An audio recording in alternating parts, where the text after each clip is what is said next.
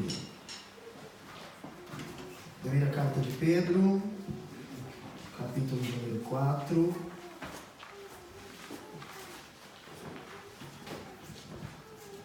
Nós fizemos a leitura na última semana, do versículo 1 ao versículo 11, e trabalhamos aí a partir do versículo 1 até o versículo 3. Hoje nós vamos aí ler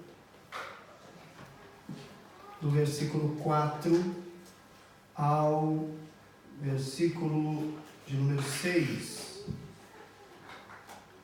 Isto que já lemos do 1 ao 11, vamos repetir aí do 4 ao 6, onde estaremos meditando nesta noite, amém? E acham estranho que não correis com eles no mesmo excesso de dissolução, falando mal de vós, os quais hão de dar conta àquele que está pronto para julgar os vivos e os mortos. Porque por esta causa o Evangelho foi pregado também aos mortos, para que fossem julgados segundo os homens na carne, mas vivessem segundo Deus no Espírito. Amém? Podem sentar?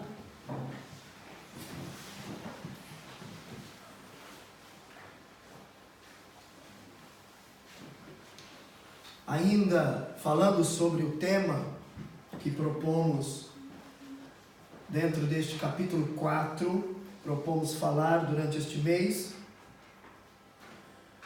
nós vamos observar aí a segunda atitude que Pedro nos apresenta para que o cristão, segunda atitude que o cristão pode cultivar em sua vida, a fim de torná-la tudo aquilo que Deus quer que ela seja. A segunda atitude é uma atitude paciente para com os perdidos. Uma atitude paciente para com os perdidos. Porque você vai observar no texto que lemos, na primeira parte, no versículo 1 ao versículo 3, nós falamos que a primeira atitude que o cristão tem que ter é uma atitude de posicionamento contra o pecado. Rejeitar o pecado, lutar contra o pecado. Mas esta segunda atitude é um pouco diferente. Nós precisamos aprender a lidar com aqueles que estão perdidos e não compreendem que nós agora vivemos em uma outra posição. Eu até costumo dizer, nós vivemos em um mundo diferente do deles. Por quê? Porque muitas destas pessoas vão ser aquelas que durante o seu tempo de ignorância, o tempo da ignorância com relação ao conhecimento de Cristo, segundo o tempo que nós vivemos na prática do pecado, essas pessoas estavam conosco, ou melhor, nós estávamos com elas, participávamos das mesmas coisas que elas. Então agora, nós entregamos a vida a Jesus e decidimos não mais viver uma vida de pecado. Decidimos por Cristo, para Cristo, dedicamos a nossa vida exclusivamente ao Senhor e rejeitamos toda a prática que vivíamos na vida passada. O texto que lemos vai mencionar isso. O tempo que vivemos na prática do pecado, o tempo passado de nossa vida, no versículo 3, enquanto fazíamos a vontade dos gentios, deve nos bastar. É o que Pedro escreve no versículo 3. Acabou. Aquele tempo basta, porque agora nós vivemos uma nova vida com Deus. E se agora vivemos uma nova vida, quando nós meditamos na carta aos Romanos capítulo 6, aonde Paulo fala sobre a graça de Deus, e aí ele diz, agora porque estamos vivendo na graça, vamos viver pecando para que a graça seja ainda mais abundante? De maneira nenhuma. Então agora o que Pedro está dizendo é que o tempo que vivemos no passado, na vida passada, o período que vivemos, toda a dissolução que vivíamos, nos basta, acabou, ficou para trás. Porém, existem pessoas que estavam conosco na velha vida e que dificilmente elas irão compreender que agora nós somos outra pessoa. É aquele amigo que sempre estava com você na roda de samba. Era aquele amigo que sempre estava com você na roda de cerveja, nas piadas, com palavras obscenas. E que agora eles veem você distante. E aí Pedro vai dizer assim: e acham estranho que não correis com eles no mesmo excesso de dissolução, falando mal de vós. Os incrédulos, eles não conseguem compreender as mudanças radicais pelas quais nós estamos passando, ou pelas quais os seus amigos que creem em Cristo se tornam filhos de Deus. Existe uma mudança, é outro mundo, é um outro comportamento, e muitas vezes eles não compreendem. Muitas vezes eles vão zombar de nós, e Pedro diz, vão falar mal de vocês, porque agora vocês não estão mais com eles, agora nós não estamos mais com eles, não praticamos mais os mesmos pecados que eles, não vivemos mais a mesma vida dissoluta que eles vivem. Então Pedro vai dizer que nós temos que ter paciência para lidar com eles, porque muitas vezes nós não vamos conseguir deixar o ambiente que eles vivem. Um exemplo: você chega no Japão muito novo, como é o contexto de muitos de nós aqui. Chega no Japão muito novo, ainda não é cristão, então tem ali os seus amigos que trabalham com você na empresa, e de repente, vamos supor, você é aquela pessoa que vivia na balada com eles, nas discos com eles, talvez bebia com eles, se prostituía com eles, mas agora você entregou a vida a Jesus. Mas você continua trabalhando na mesma empresa que eles. Você mora no mesmo bairro que eles, no mesmo prédio que eles moram. Como lidar com isso? Você não precisa simplesmente mudar de apartamento, mudar de endereço porque você se converteu. Você não precisa necessariamente mudar de emprego porque você se converteu. O que nós temos que ter é um posicionamento definido e diferente. Por quê? Porque se eu era levado com eles, ou andava com eles, e agora eu me converti, eu entendo, e uma conversão genuína, uma conversão verdadeira, Uma conversão, quando ela é verdadeira, ela vai fazer com que nós não tenhamos mais vontade de praticar aquelas coisas passadas. Só que eu preciso ter um posicionamento definido com relação a isso. Ah, não, eu vou com eles, mas eles vão lá beber, mas eu não bebo. Eu tomo meu refrigerante. Não.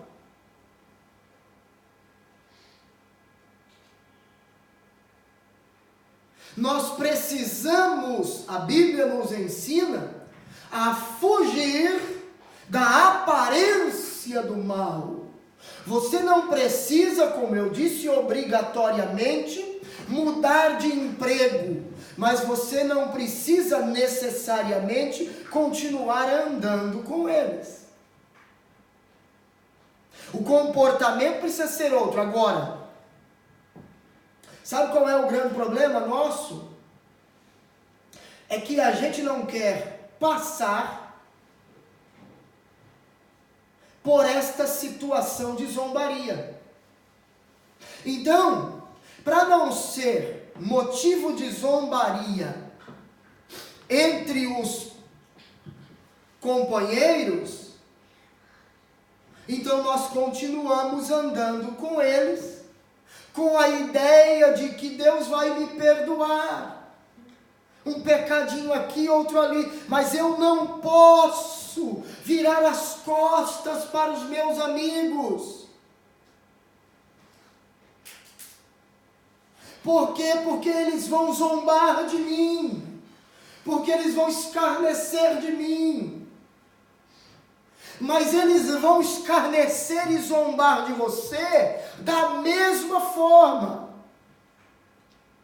Então entenda, é melhor você passar pela provação, por esta situação, quem sabe muitas vezes até mesmo de afronta, por causa de uma vida de santidade, do que você ser objeto de zombaria, porque professa uma fé cristã, mas na prática você não vive. E é o que acontece com muita gente hoje. Diz que é cristão, mas anda no meio dos ímpios, anda no meio dos que não são cristãos, participa das mesmas coisas que eles. E o que acontece? Torna-se objeto de escárnio por eles, da parte deles, porque eles vão dizer para você: ei, você não é crente?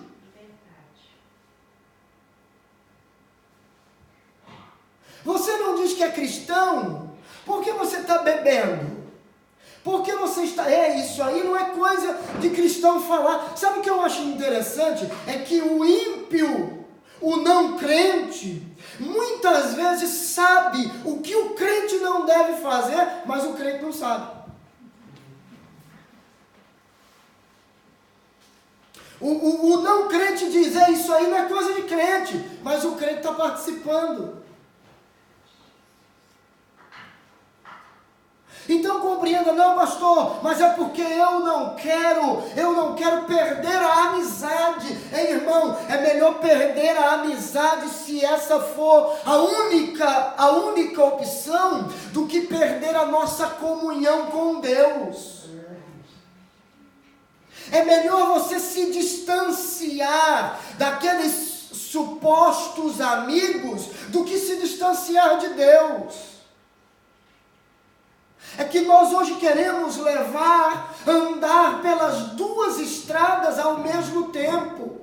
E não há como. Ou eu me dedico 100% a Deus, ou eu me dedico 100% ao mundo. Não dá para eu participar das coisas do mundo e das coisas de Deus. Como crentes, nós precisamos entender: nós somos luz no mundo, sal na terra. Temos que ter um comportamento diferente. Porque as pessoas incrédulas, eles acham perfeitamente normal, irmão, as pessoas acabarem com o corpo as pessoas destruírem lares, arruinarem vidas, andando de pecado em pecado. Isso é normal para eles. Agora, quando alguém que vivia uma vida totalmente depravada, que vivia uma vida totalmente pervertida, se converte ao Senhor, é muitas vezes chamado de louco por eles. Isso aconteceu com Paulo. Atos dos Apóstolos, capítulo 26.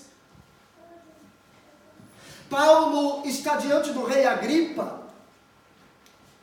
E então ele começa a falar sobre a sua vida.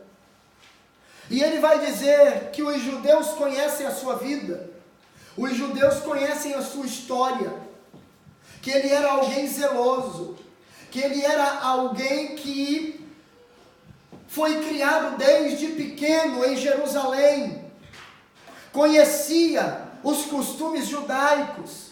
Aprendeu a lei de Deus. Os princípios da lei de Deus, foi extremamente zeloso. Ele vai dizer, eu consentia na morte dos cristãos. Eu perseguia os cristãos. Mas ele vai dizer um dia, quando eu estava com carta, com autorização dos principais para prender os cristãos, para entrar nas sinagogas e prendê-los, na estrada de Damasco, quando eu estava indo, ele vai dizer que um grande resplendor o cercou, e ele diz, ao meio-dia, Atos 9 não diz o horário. Mas Atos 26, Paulo explica, com riqueza de detalhes, o que aconteceu. Ele vai dizer que Jesus o encontrou, que Jesus apareceu para ele, e todos ficaram atônitos. E ele vai dizer, em resumo, ele vai dizer que deixou de ser um perseguidor e passou a pregar o Evangelho de Cristo, passou a pregar a salvação, passou a pregar sobre a ressurreição de Cristo. E aí então o governador Festo vai dizer, Paulo, você é louco.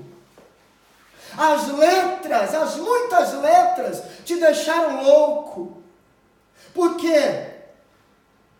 Aí ele vai escrever na sua carta aos Coríntios e vai dizer que o homem natural não compreende, o homem natural não compreende as coisas do Espírito de Deus, porque lhe parecem loucura. Ele vai dizer que as coisas de Deus não podem ser discernidas por um homem natural, mas por um homem espiritual. E aí ele vai dizer que aquele que é espiritual discerne bem tudo, e de ninguém é discernido. Ele então vai explicar que Festo não conseguia entender e jamais conseguiria entender, como aqueles que não têm uma vida com Deus jamais vão conseguir entender o que te fez mudar de postura, o que nos fez mudar de conduta. Mas o fato é que ao nos encontrarmos com Cristo, a nossa vida precisa ser transformada, ainda que nos chamem de louco, ainda que zombem de nós,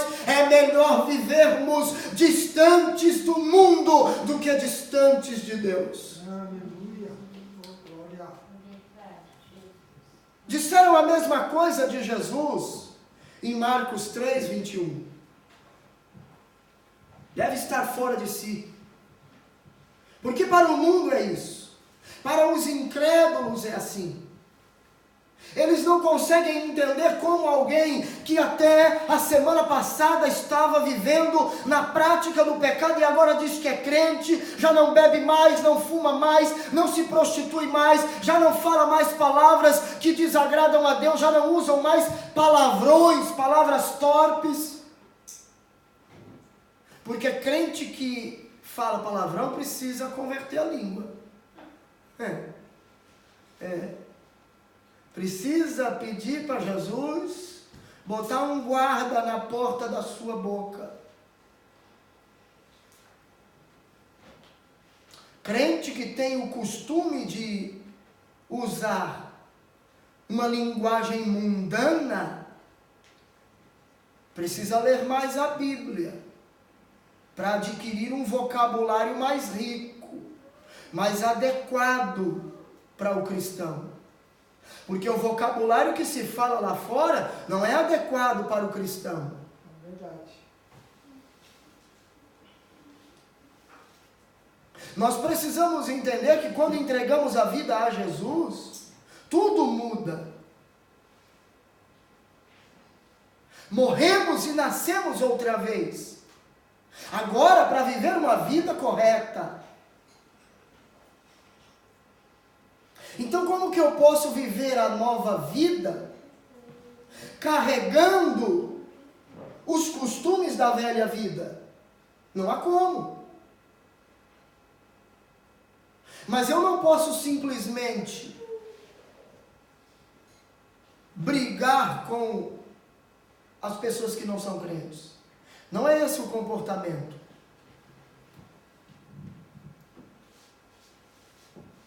Não é esse o comportamento que temos que ter. Eles zombam e então a gente vai brigar com eles, vai tirar satisfações com eles. Não é esse o comportamento do cristão. É Deus. Nós devemos ter paciência com eles, mesmo quando nós não concordamos com o estilo de vida que eles vivem, mesmo quando nós não concordamos com as suas práticas pecaminosas. Eu preciso entender que assim como Deus trabalhou na minha vida, Deus trabalhará na vida dele e dela. Qual é a atitude? Brigar com eles. Porque está zombando de mim. Sou crente, sou filho de Deus. Olha, não zomba de mim não, porque Deus vai te pegar. Não é esse o comportamento.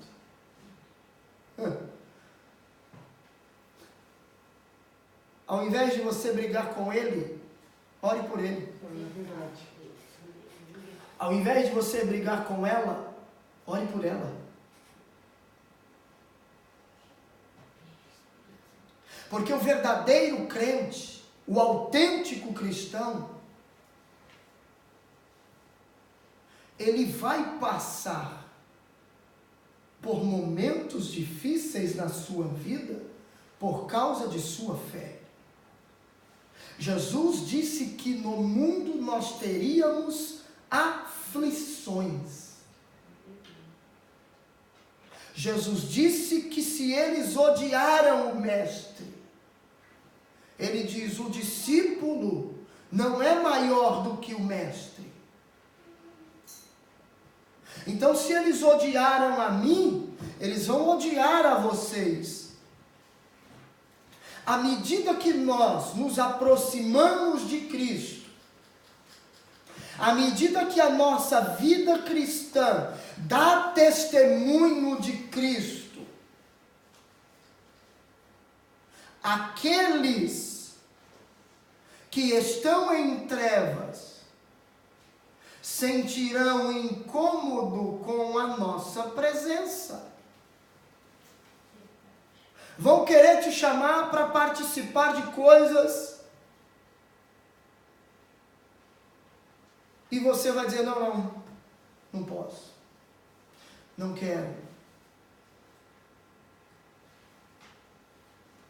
Vão dizer para você, olha, hoje tem uma festa e é dia de culto. Você vai dizer para ele, não, hoje é dia de culto, eu não vou, eu vou adorar a Deus.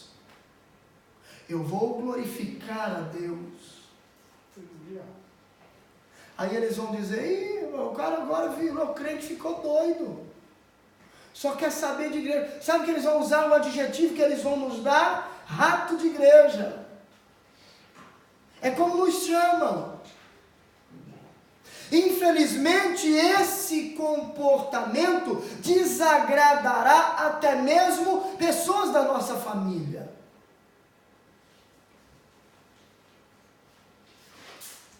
Que não entendem, que não compreendem.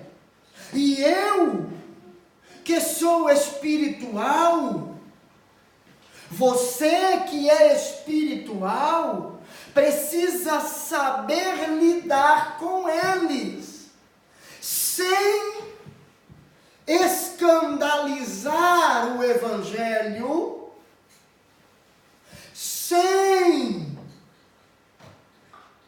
chutar ou brigar ou arrumar contenda com a sua família, com aqueles que estão no ambiente de trabalho com você, mas manter-se firme no seu posicionamento diante de Deus. Por que eu vou entender isso? Eles não compreendem, então eles zombam, mas eu sei a razão. A Bíblia me mostra a razão. Paulo vai dizer a razão. Qual a razão? Os incrédulos estão cegos para as verdades espirituais. Paulo vai falar isso em sua segunda carta aos Coríntios. Veja o que diz.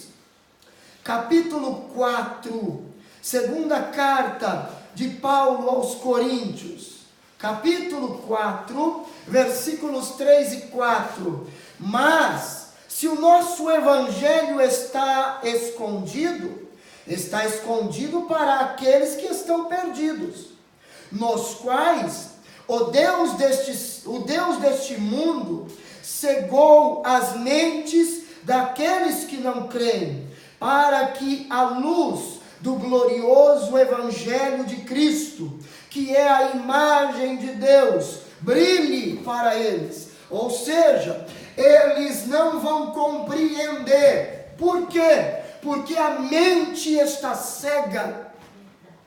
A mente foi cegada por Satanás. Eles são escravos de Satanás, são servos de Satanás, automaticamente estão em trevas, e quem está em trevas não compreende as coisas da luz. Estão em trevas. Estas pessoas estão mortas para os prazeres espirituais. Paulo escreve aos Efésios, capítulo 2 e versículo 1, e vai dizer isso, que eles estão mortos em sua vida dissoluta, em seus delitos e pecados, estão mortos. E você já viu morto ter reação? Assim são eles. Eles precisam de uma intervenção divina em suas vidas. Eles precisam ouvir o Evangelho, para que através da mensagem do Evangelho pregada, eles venham entregar-se a Cristo, e então a venda seja tirada de sua mente. Eles então passem a enxergar. É uma mente sem a iluminação do Espírito. E uma mente sem a iluminação do Espírito não compreende as coisas de Deus. Por isso que eles vão te criticar. Por isso que eles vão nos criticar. Por isso que eles vão falar de nós. Mas é melhor falarem de nós pela nossa vida de obediência do que falarem de nós pela nossa vida de desobediência. O fato é, tenha isso em mente, nunca se esqueça, vão falar de nós. Agora a questão é o que estão falando a nosso respeito. O Milton não sai da igreja. Milton agora virou crente.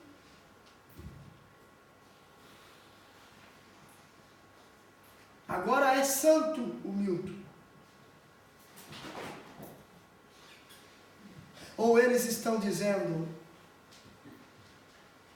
o Heitor diz que é crente, mas olha como ele está vivendo.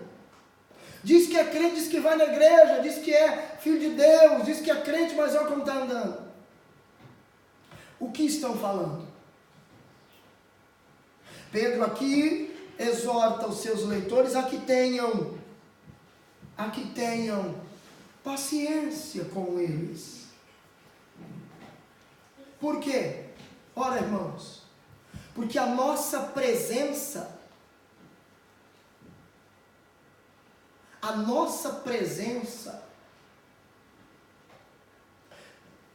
se nós vivemos um cristianismo autêntico, a nossa presença, o nosso bom testemunho pode mudar a vida de alguém. Um testemunho fala muito mais alto do que 2 horas de pregação. Porque às vezes nós pregamos 2 horas e jogamos na lata do lixo em 5 minutos a pregação de 2 horas. Você às vezes na fábrica fala de Jesus por meia hora no seu horário de almoço e em 10 segundos você joga na lata do lixo tudo isso. Com um mau testemunho.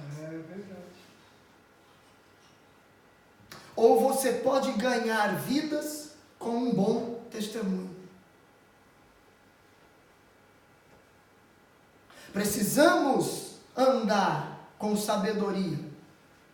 Viver uma vida com sabedoria. Saber entrar e sair.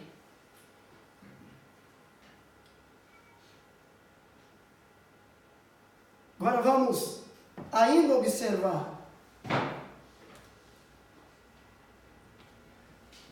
o ensino de Pedro neste ponto, e que como autênticos cristãos, como falei, não devemos entrar em contenda. Porque às vezes o crente é assim, né?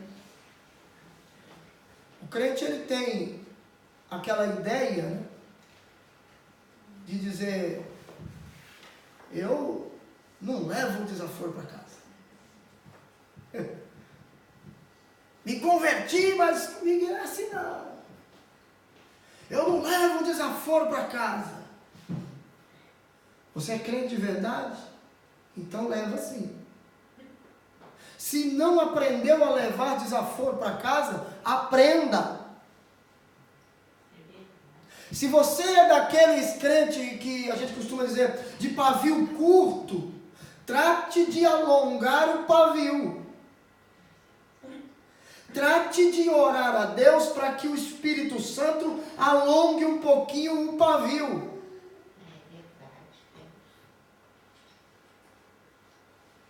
Por quê? Ora, porque essa é a atitude que Jesus ensina. Esse é o comportamento que Jesus nos ensina. Mesmo quando nós somos julgados pelos incrédulos, nós não podemos entrar em contenda com eles. Porque por mais que você tenha razão em determinada situação, você perde quando você briga. Eu sou crente e ele está falando. Aprenda a ficar calado. Aprenda a orar a Deus. Olha o que, aí mesmo nessa primeira carta de Pedro, capítulo 2, o versículo 23, o versículo que nos mostra uma lição de Cristo. E que se você for nos evangelhos, você vai ler isso e você vai ver. Cristo nos dando uma lição. Olha o versículo 23. O qual, quando injuriado, não devolvia a injúria, e quando sofria, não ameaçava, mas entregava-se àquele que julga justamente.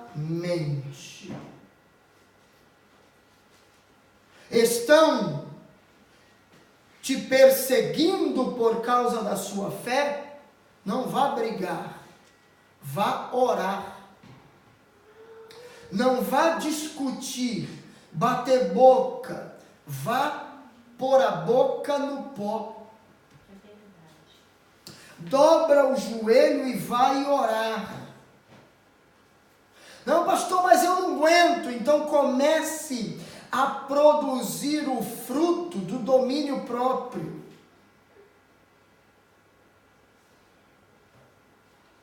Porque não adianta eu dizer que sou um cristão autêntico e viver brigando, contendendo com todo mundo.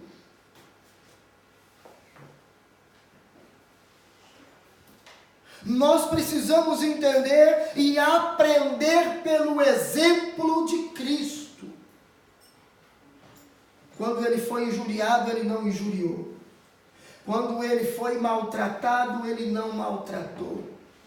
Ele tratou a todos muito bem, mesmo quando foi maltratado. O que eu acho lindo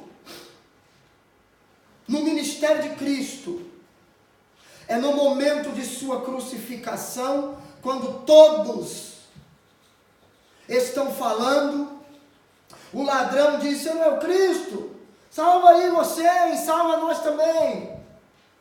E Jesus olha os céus e diz: "Pai, perdoa, porque eles não sabem o que fazem." Aquele que tinha o poder para descer da cruz, para fazer a história totalmente diferente, mas foi obediente até a morte, morte de cruz, pela minha vida e pela sua vida, e no último momento, enquanto todos o injuriavam, ele ainda intercede a Deus por eles e diz: "Pai, perdoa." Qual é a oração do crente hoje? Deus, pega ele. A oração do crente hoje é diferente da oração de Jesus. A oração de Jesus é: "Pai, perdoa, porque eles não sabem o que fazem." A oração do crente dos nossos dias é: "Deus, pega ele, porque ele está me perseguindo."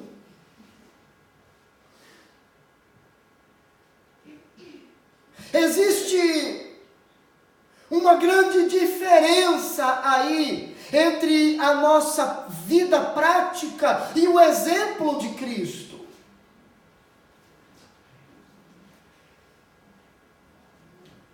Aí você vai dizer: "Não, pastor, mas é porque era Jesus."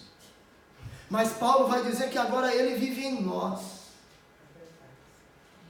Nós somos templo do Espírito de Deus. Deus habita na minha vida. Paulo vai dizer: nós temos a mente de Cristo. E eu não consigo entender um crente que tem a mente de Cristo orar para Deus arrebentar o outro, ao invés de dizer: "Senhor, perdoa ele, me dê graça para passar por esta situação sem escandalizar o teu nome." A nossa maior preocupação deve ser não escandalizar o Evangelho, o nome de Cristo. E esta é uma preocupação que parece que desapareceu da mente dos crentes.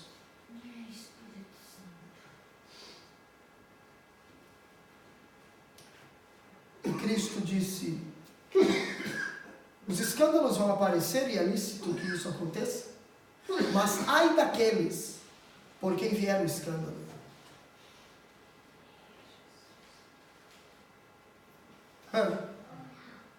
Olha o que Paulo vai ensinar a seu filho na fé, Timóteo, capítulo 2, da segunda carta de Paulo a Timóteo. Capítulo 2, da segunda carta de Paulo a Timóteo, versículo 24. Paulo está dando uma série de conselhos a Timóteo. E ele vai dizer no versículo 23, a partir do versículo 23, a partir do 22, para você compreender. Foge também dos desejos da mocidade, e segue a justiça, a fé, a caridade e a paz com os que invocam o Senhor com um coração puro.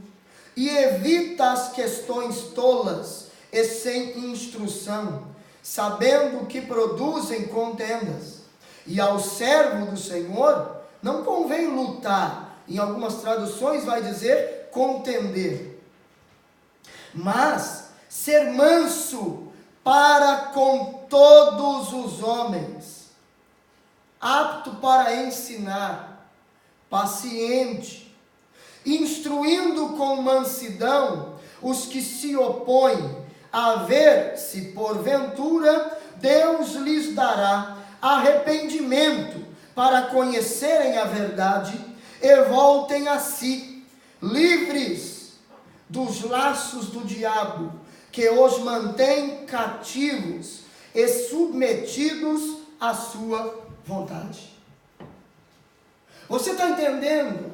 Aqueles que buscam contenda, segundo o ensino de Paulo a Timóteo, são pessoas que estão presas nos laços do diabo, estão amarrados nos laços do diabo e são cativos e fazem a vontade do diabo.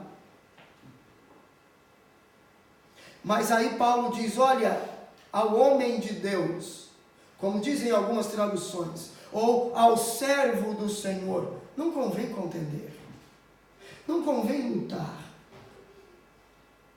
Temos que ensiná-los.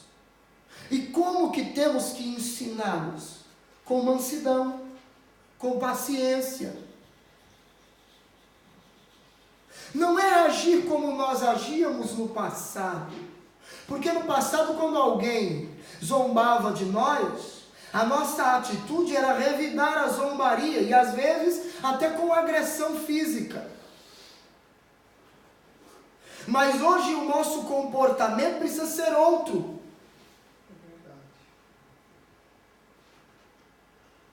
É claro que se a pessoa vai te bater, você não vai apanhar, irmão. Você tem que se defender. Você não vai agredir, você vai se proteger.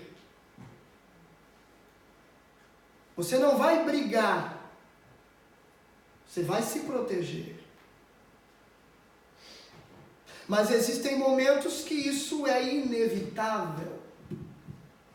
Como nós vimos Estevão ser apedrejado.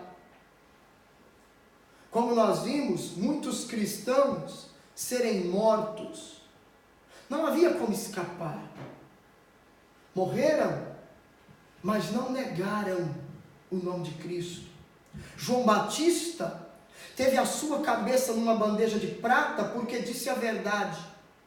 Mas é melhor ter a cabeça numa bandeja de prata por dizer a verdade do que receber os louros dos homens por falar a mentira, por viver uma vida de mentira.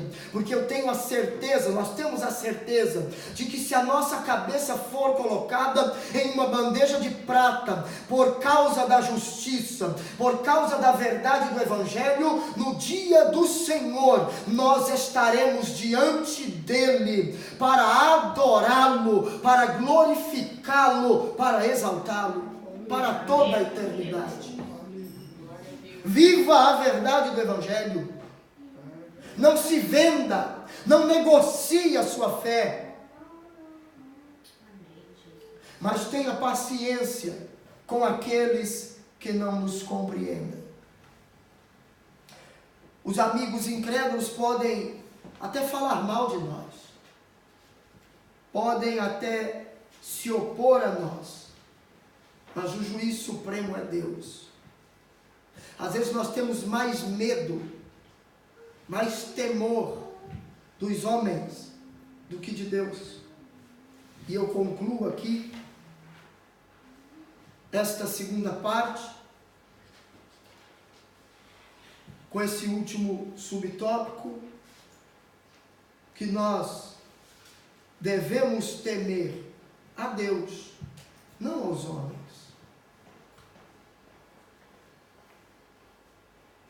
Temer a Deus, não aos homens.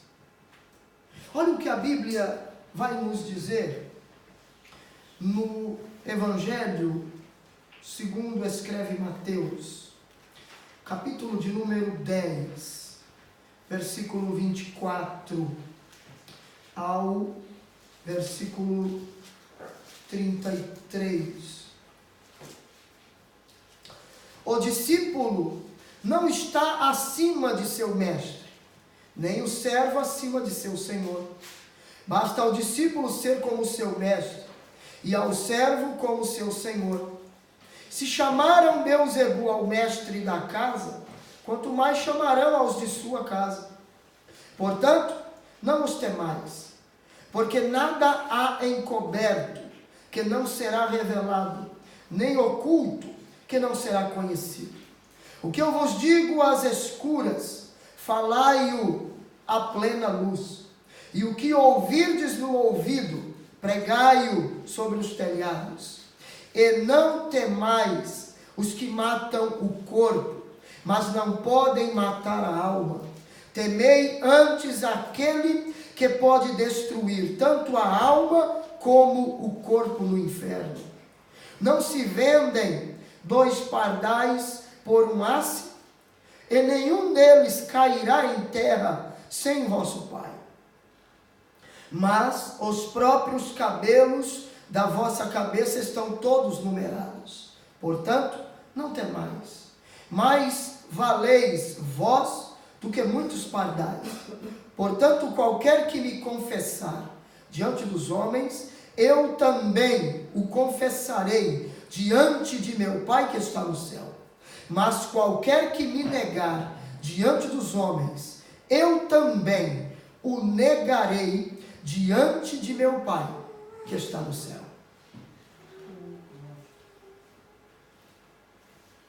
Tem crente que tem dificuldade de assumir a sua fé cristã em público.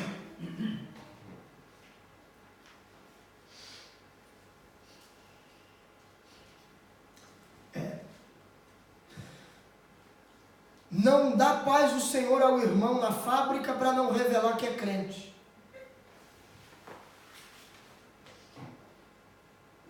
Não dá paz do Senhor ao irmão na escola para não revelar para os amigos que é crente. Por 2 razões. Para não ser zombado porque é crente, ou para não ser zombado porque não dá bom testemunho de crente. É o crente 007, as pessoas não sabem que ele é crente, está escondido. Aí de repente entra na escola ou entra no trabalho um cristão, um irmão da igreja, e diz: "Ô irmão, Pai do Senhor!" Aí ele não dá, não cumprimenta, não saúda. Por quê? Tem vergonha. Você é crente? Eu vou na igreja ali de vez em quando. Não, irmão, assuma. Assuma que é crente. Sabe o que eu acho interessante? As pessoas lá no mundo não têm vergonha de assumirem que são lésbicas, que são homossexuais, que são pessoas fraudulentas, mas o crente tem vergonha de dizer que é servo de Deus, que é crente.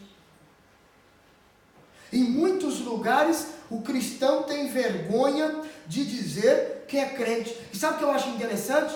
Existem muitos países, chamados países que estão sob o regime de cortina de ferro. Nós estamos enquadrados dentro do que chamamos de janela 10/40, mas ainda temos liberdade. Países como Coreia do Norte, China, que estão aqui do nosso lado, E muitos outros países, por exemplo, o Nepal, se souberem que você é crente, você é morto. Não se pode cultuar a Deus abertamente, como fazemos aqui, com a liberdade que nós temos aqui. E eles morrem de vontade de saudar o outro com a paz do Senhor e não podem. Você pode e tem vergonha de fazer. Em muitos países desses, eles morrem de vontade de confessarem publicamente a sua fé cristã e não podem. Você pode e não faz. Eles foram impactados pelo Evangelho de tal maneira que tem um desejo enorme de pregar a fé cristã, de arrebanhar pessoas a Cristo e não podem. Você pode e não faz. O que está acontecendo conosco, com a igreja do Senhor? No momento em que Deus mais precisa de você e de mim, para falarmos da sua palavra, para anunciarmos o seu evangelho, para ganharmos almas para Cristo, a igreja se esconde, se omite. Pense como você tem andado diante de Deus. Não negue Cristo diante dos homens, porque Ele nos negará diante de seu Pai, que está nos céus. Amém? Amém. Fique de pé.